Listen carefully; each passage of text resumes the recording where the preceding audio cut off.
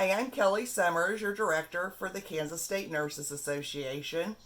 I wanted to bring a message today regarding some information that one of our members had passed on to us. About 3 weeks ago, we know regarding COVID-19 and the pandemic that in the state of Kansas, our numbers were actually on the decline. At that time, I had a great call on one of our weekly membership calls with a nurse who works in direct care with those who have been infected on the front lines in one of our top 5 most largest hotspots. So what was interesting was during that is that she brought a point that I'm going to talk about more.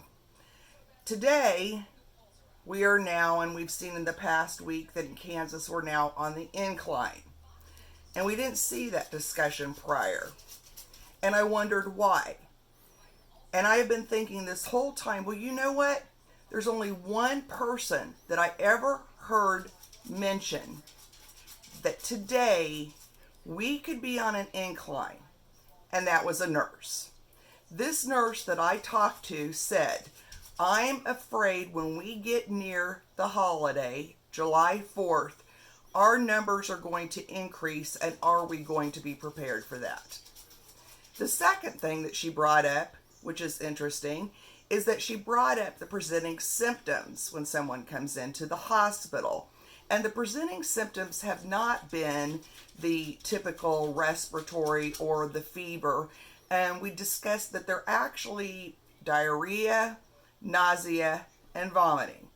So we have those two instances. We have we had been discussing that there's something's going to happen way before the fall, and 2, we discussed that those symptoms that we've been out there professing out in the media or out in public, and those screening tools that we use are not current.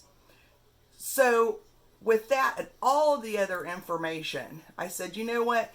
I know this person knows something that I don't, because I am not providing direct care there. So I passed along that information. We had a town hall with one of our senators. I passed along the information that she had shared that I just spoke about. I talked to the hospital association, passed on that same information, and discussed the need to reform the screening tool that we use.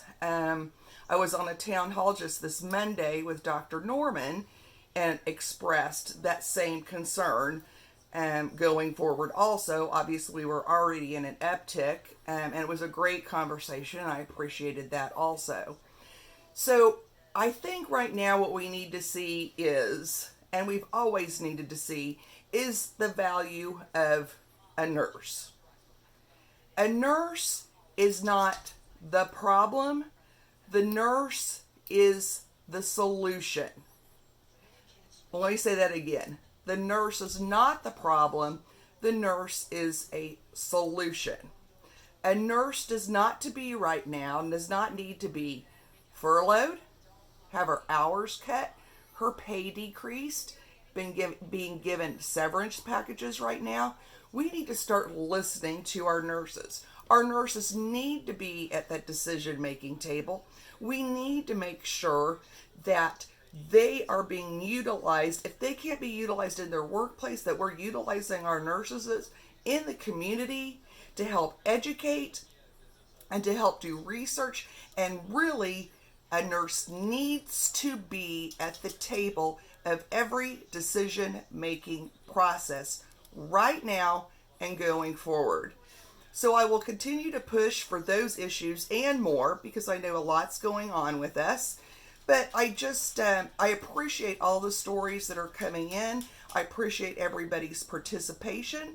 And I really right now just want to thank you. Thank you for all that you're doing.